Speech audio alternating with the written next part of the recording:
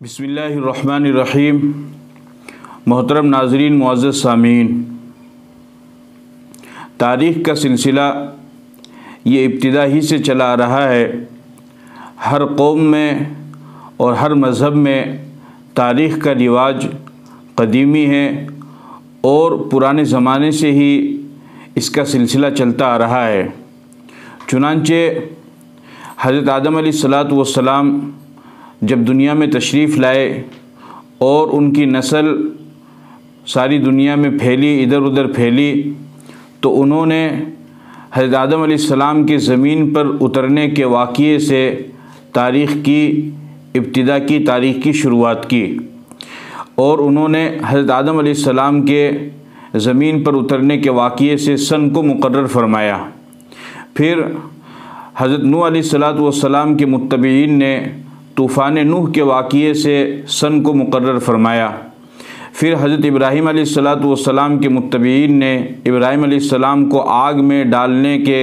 واقعے سے سن کو مقرر فرمایا۔ پھر حضرت یوسف علیہ السلام کے متبعین نے یوسف علیہ السلام کے مصر میں وزیر بننے کے واقعے سے سن کو متعین فرمایا۔ پھر حضرت موسیٰ علیہ السلام کے متبعین نے بنی اسرائیل کو فرعون سے خلاصی اور نجات پانے کے واقعے سے سن کو متعین فرمایا۔ پھر حضرت سلیمان علیہ السلام کے متبعین نے ان کے واقعے سے سن کو متعین فرمایا، ان کے زمانے سے سن کو متعین فرمایا۔ پھر حضرت عیسیٰ علیہ السلام کے متبعین نے حضرت عیسیٰ علیہ السلام کی ولادت سے سن کو متعین فرمایا، اور اس طریقے سے حضرت عیسیٰ علیہ السلام کے بعد عرب کے لوگ بھی کسی خاص واقعہ یا شخصیت سے سن کو متعین کیا کرتے تھے۔ چنانچہ عرب کے لوگ ابتدا میں تعمیر کعبہ سے انہوں نے سن کو متعین فرمایا، اور پھر اسی طریقے سے کعب بن لوئی ایک مشہور شخص تھا، اس کی وفات سے سن کو متعین فرمایا، اور اسی طریقے سے جنگ بسوس، جنگ ذیفار وغیرہ سے انہوں نے سن کو متعین کیا۔ اور پھر جب نبی اکرم صلی اللہ علیہ وسلم نے نبوت کا اعلان فرمایا اور آپ علیہ السلام نے توحید کی لوگوں کو دعوت دی، تو اس وقت بھی سن کا رواج تھا، اور ایک روایت کے مطابق نبی اکرم صلی اللہ علیہ وسلم کے زمانے میں ہی سن ہجری کا آغاز ہو چکا تھا، لیکن باقاعدہ سرکاری مراسلات میں اس کا رواج نہیں ہوا تھا۔ سن ہجری کا آغاز کیسے ہوا، اسلامی تاریخ کا آغاز کیسے ہوا، اس کے بارے میں علامہ شبلی نعمانی رحمۃ اللہ علیہ اپنی کتاب الفاروق میں لکھتے ہیں کہ سن 21 ہجری میں امیر المؤمنین خلیفۃ المسلمین حضرت عمر فاروق رضی اللہ تعالی عنہ کے سامنے ایک خط پیش ہوا جس میں صرف شعبان لکھا ہوا تھا۔ حضرت عمر رضی اللہ تعالی عنہ نے فرمایا کہ اس میں صرف شعبان لکھا ہوا ہے، تو ہمیں کیسے پتہ چلے گا کہ اس سے پچھلے سال کا شعبان مراد ہے یا اس سال کا شعبان مراد ہے؟ چنانچہ انہوں نے تمام صحابہ کی ایک کمیٹی کو جمع کیا، صحابہ کرام کو جمع کیا اور ان سے رائے لی، ان سے مشورہ لیا، تو صحابہ نے اپنے اپنے طور پر سن کے آغاز کے لیے رائے پیش کی۔ حضرت علی رضی اللہ تعالی عنہ نے یہ رائے دی کہ اسلامی سن کے آغاز کے لیے ہجرت نبوی کو متعین فرما لیا جائے کہ نبی اکرم صلی اللہ علیہ وسلم نے جب مکہ سے مدینہ کی طرف ہجرت فرمائی، اس سے اسلامی سن کا آغاز کر لیا جائے۔ چنانچہ حضرت علی رضی اللہ تعالی عنہ کی اس رائے پر تمام صحابہ کا، حضرت عمر رضی اللہ تعالی عنہ کا بھی اتفاق ہو گیا، اور اس طرح اس سن کا آغاز یکم محرم بروز جمعہ سن 1 ہجری مطابق 16 جولائی سن 622 عیسوی سے ہوا۔ نبی اکرم صلی اللہ علیہ وسلم نے ہجرت 8 ربیع الاول کو فرمائی، تو 2 مہینہ اور 8 دن پیچھے ہٹ کر کے سال کا آغاز ہوا، اسلامی سال کا آغاز ہوا۔ یہاں پر ایک سوال یہ پیدا ہوتا ہے کہ آخر کار بے شمار ایسے واقعات تھے کہ جن کو اسلامی سن کے آغاز کے لیے معیار اور بنیاد بنایا جا سکتا تھا، اس کے باوجود صحابہ کرام نے ان تمام واقعات کو چھوڑ کر کے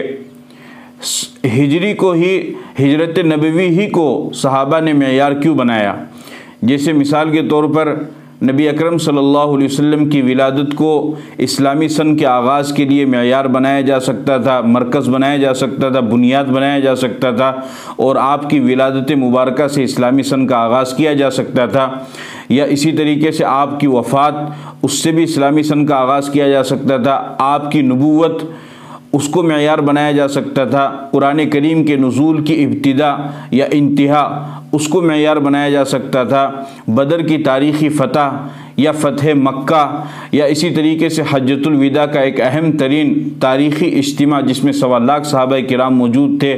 اس دن کو بھی اسلامی سن کے آغاز کے لیے معیار بنایا جا سکتا تھا، لیکن صحابہ کرام نے ان کو اسلامی سن کے آغاز کے لیے معیار نہیں بنایا، بلکہ ہجرت نبوی کو اسلامی سن کے آغاز کے لیے معیار بنایا۔ ایسا انہوں نے کیوں کیا؟ جبکہ ہم تاریخ کا مطالعہ کرتے ہیں تو ہمیں اس بات کا علم ہوتا ہے کہ ہجرت تو بظاہر انتہائی شکست کے ساتھ میں اور انتہائی نامناسب اور ناسازگار حالات میں، ناموافق حالات میں ہجرت کی گئی، اور مسلمانوں نے، ایمان والوں نے چھپ کر کے اپنے ایمان و دین کی سلامتی کے لیے اپنے گھر بار سب کچھ کو چھوڑ کر کے انہوں نے مکہ سے مدینہ کی طرف ہجرت کی۔ تو بظاہر تو یہ ایک نامناسب حالات سے معلوم ہو رہے ہیں، اور ہجرت ایک نامناسب سا موقع لگ رہا ہے، اس کے باوجود بھی صحابہ نے اس کو معیار کیوں بنایا؟ جبکہ یہ نامناسب ماحول تھا، نامناسب موقع سا تھا۔ اور اس کا اندازہ آپ خود اس بات سے لگا سکتے ہیں کہ ترمذی شریف کی روایت ہے، عبداللہ ابن عدی ابن حمرہ زہری فرماتے ہیں کہ میں نے رسول اللہ صلی اللہ علیہ وسلم کو دیکھا، رأیت رسول اللہ صلی اللہ علیہ وسلم واقفا علی الحزورۃ، کہ آپ ایک مقام حزورہ پر کھڑے تھے، اور آپ علیہ السلام نے فرمایا واللہ انک لخیر ارض اللہ، سرزمین مکہ کی طرف مخاطب ہو کر کے آپ نے فرمایا کہ خدا کی قسم بے شک تو اللہ کی بہترین سرزمین ہے، وَأَحَبُّ أَرْضِ اللَّهِ إِلَى اللَّهِ، اور اللہ کی زمین میں تو اللہ کو سب سے پیاری اور محبت والی سرزمین ہے۔ پھر آپ علیہ السلام نے مکہ کی سرزمین کی طرف دیکھ کر کے فرمایا وَلَوْلَا أَنِّي أُخْرِجْتُ مِنْكِ مَا خَرَجْتُ، اے سرزمین مکہ، اگر مجھے یہ مکہ کے لوگ یہاں سے نہ نکالتے تو میں تجھ سے کبھی بھی جدا نہ ہوتا، بلکہ میں ہمیشہ تیرے ساتھ رہتا، تیرے میں رہتا۔ آپ اندازہ کیجئے کہ آپ علیہ السلام کو کتنا زیادہ غم ہے اپنی سرزمین چھوڑنے کا، اپنے وطن چھوڑنے کا۔ اس حدیث کی روشنی میں علماء کرام فرماتے ہیں اس سے معلوم ہوا کہ وطن کی جدائی اور وطن کو چھوڑنا، وطن کو چھوڑ کر کے اپنے وطن، اپنے ملک کو چھوڑ کر کے دوسری جگہ جانا، یہ انبیاء کرام علیہ السلام پر بھی انتہائی شاق گزرتا ہے، ان پر بھی یہ ناگوار گزرتا ہے۔ اب اللہ کے نبی صلی اللہ علیہ وسلم کے دل میں اتنی زیادہ محبت مکہ کی سرزمین کی ہے، لیکن اس کے باوجود بھی آپ سرزمین مکہ کو چھوڑ کر کے مجبوری کے درجے میں اور اللہ کے حکم سے آپ مدینہ تشریف لے جا رہے ہیں۔ ان تمام مجبوری اور ان تمام چیزوں، ان تمام صورتحال کے باوجود بھی آخر صحابہ کرام نے ہجرت ہی کو کیوں اسلامی سن کے آغاز کے لیے متعین فرمایا؟ اس کے چند جوابات ہیں، اس کی چند وجوہات ہیں، ہجرت کے چند فوائد، اس کی خصوصیات ہے۔ پہلی بات یہ ہے کہ ہجرت ہی کی وجہ سے مدینہ میں ایمان والوں کو عزت، غلبہ، راحت، ثروت عطا ہوئی۔ چونکہ ایمان والے ہجرت کر کے مدینہ پہنچتے رہے تو ایک اچھی خاصی تعداد ادھر سے مہاجرین کی اور ادھر سے انصار کی مل گئی، جس کی وجہ سے ان کو وہاں پر کافی عزت، غلبہ، راحت نصیب ہوئی۔ نمبر 2، ہجرت کی وجہ سے ایمان والوں کو ایک مضبوط قلعہ اور مرکز حاصل ہو گیا کہ جس میں وہ بیٹھ کر کے آرام سے اپنے مشن کو آگے تک پہنچا سکتے تھے اور مشن کی کامیابی کے لیے رائے مشورے اور عمل کیا کر سکتے تھے۔ نمبر 3، ہجرت کی وجہ سے آزادی سے عبادت کرنے کا مسلمانوں کو موقع مل گیا، چونکہ مکہ میں تو اجازت نہیں تھی، وہاں تو چھپ چھپا کر کے عبادت کرتے تھے، لیکن مدینہ میں سب اپنے لوگ تھے، تو ہجرت کی وجہ سے آزادی سے عبادت کرنے کا موقع مل گیا، اور نبی اکرم صلی اللہ علیہ وسلم سے آپ کے پاس آنے جانے کا اور بار بار آپ سے مستفیض ہونے کا صحابہ کرام کو موقع مل گیا۔ نمبر 4، ہجرت کی وجہ سے اہل ایمان نسبتاً چین سے اور سکون سے زندگی بسر کرنے لگے تھے، جبکہ مکہ میں تو بہت زیادہ پریشانی تھی، کبھی بھی مصیبت تکلیف آ سکتی تھی، کبھی بھی حملہ ہو سکتا تھا، کبھی بھی لوگ پریشان کر سکتے تھے، جبکہ مدینہ میں ایسا نہیں تھا۔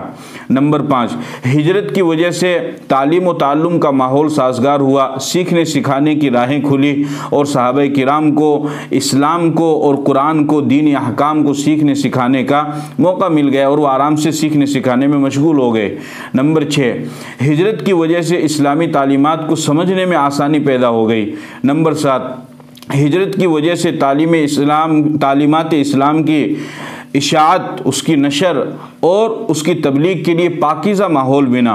اور ظاہر سی بات ہے مکہ میں تو چھپ چھپ کر کے تبلیغ کیا کرتے تھے، لوگوں کو دعوت دیا کرتے تھے، لیکن مدینہ میں تو سارا ماحول سازگار تھا، خوشگوار تھا، تو ہجرت کی وجہ سے وہاں پر آسانی کے ساتھ کھلے ماحول میں، کھلی فضا میں لوگوں کو دعوت دینے کا موقع مل گیا۔ نمبر 8، ہجرت کی وجہ سے مدینہ میں اسلامی حکومت قائم ہوئی، اور پھر وہاں سے صحابہ کا لشکر تیار ہوا، اور پھر صحابہ کرام کی ایک جماعت تیار ہوئی، اور پھر سن 8 ہجری میں آپ وہاں سے تشریف لائے، اور آپ مکہ کے اندر فاتحانہ طور پر صحابہ کرام کے لشکر کے ساتھ میں آپ داخل ہوئے۔ تو گویا کہ یہ تمام جو کامیابیاں ملی، یا فتح مکہ جو ہوا، یا اس کے علاوہ جتنی بھی کامیابیاں ملی، ان تمام کی بنیادی وجہ ہجرت ہی ہے۔ ظاہر سی بات ہے اگر ہجرت نہ ہوتی تو یہ تمام چیزیں نہیں ہو سکتی تھی، ہجرت ہی کی وجہ سے یہ تمام چیزیں ہوئی، اور فتح مکہ بھی ہوا۔ اس وجہ سے صحابہ کرام نے ہجرت ہی کے لیے اسلامی سن کا آغاز فرمایا کہ بھئی ہجرت نبوی ہی سے اسلامی تاریخ کا آغاز کیا جائے، چاند کی تاریخ کا، چاند کے سن کا آغاز کیا جائے۔ اور سب سے اہم بات یہ ہے کہ ہجرت سے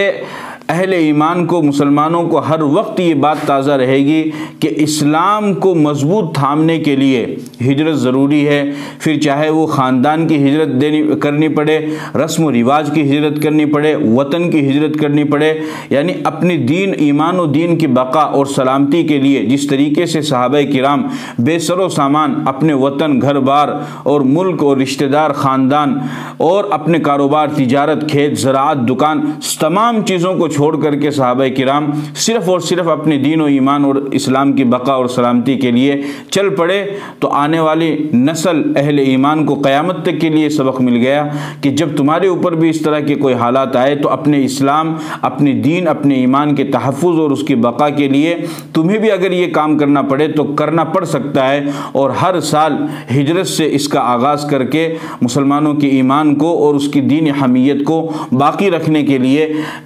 ہجرت نبوی سے اسلامی سن کا آغاز کیا گیا۔ یہ چند وجوہات ہیں کہ جن کی بنیاد پر اسلامی سن کا آغاز ہجرت نبوی سے کیا گیا۔